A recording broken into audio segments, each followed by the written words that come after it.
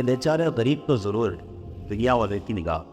لیکن اللہ کی نگاہ میں ان کا مقام سب و زمین سب و آسمان سے بڑھ کر ہے۔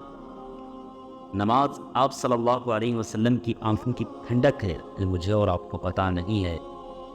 لیکن یہ سڑک کے کنارے چھوٹا موٹا کاروبار کرنے والے، ان کو پتہ ہے کہ نماز آپ صلی اللہ علیہ وسلم کی آنکھوں کی ٹھنڈک۔ نماز شیطان کا منہ کالا کرتی ہے، یہ مجھے اور آپ کو پتہ نہیں ہے، لیکن یہ چھوٹی موٹی ریڑھی پر فروٹ بیچنے والوں کو پتہ ہے کہ نماز شیطان کا منہ کالا کرتی ہے۔ کل قیامت کے دن سب سے پہلے نماز کا حساب ہوگا، یہ ان لوگوں کو پتہ ہے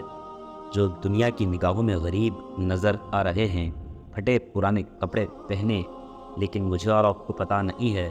نماز زندگی میں برکت لاتی ہے، یہ مجھے اور آپ کو پتہ نہیں ہے، لیکن یہ ان لوگوں کو پتہ ہے جس کی وجہ سے یہ آج نماز جہاں کہیں بھی وقت ہو جائے ادا کرتے نظر آتے۔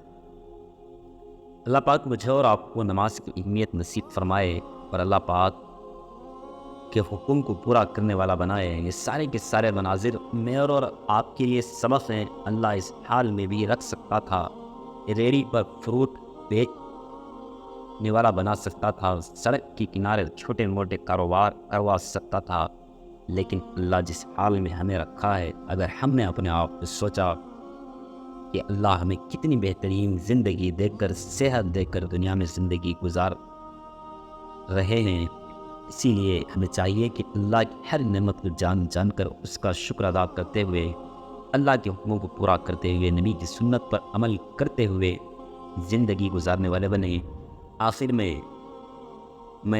یہ بھی کہہ رہا ہوں کہ یہ لوگ دنیا کی نگاہوں میں غریب ہیں، لیکن ان کی قیمت اللہ کی نگاہ میں سات و زمین سات و آسمان سے بڑھ کر ہے۔ یہی قیمت میرے اور آپ کی بھی ہے۔ ہو سکتی ہے جب اللہ کے حکموں کو پورا کرنے والے بنیں گے، اللہ پاک مجھے اور آپ کہنے سننے سے زیادہ عمل کی توفیق عطا فرمائے۔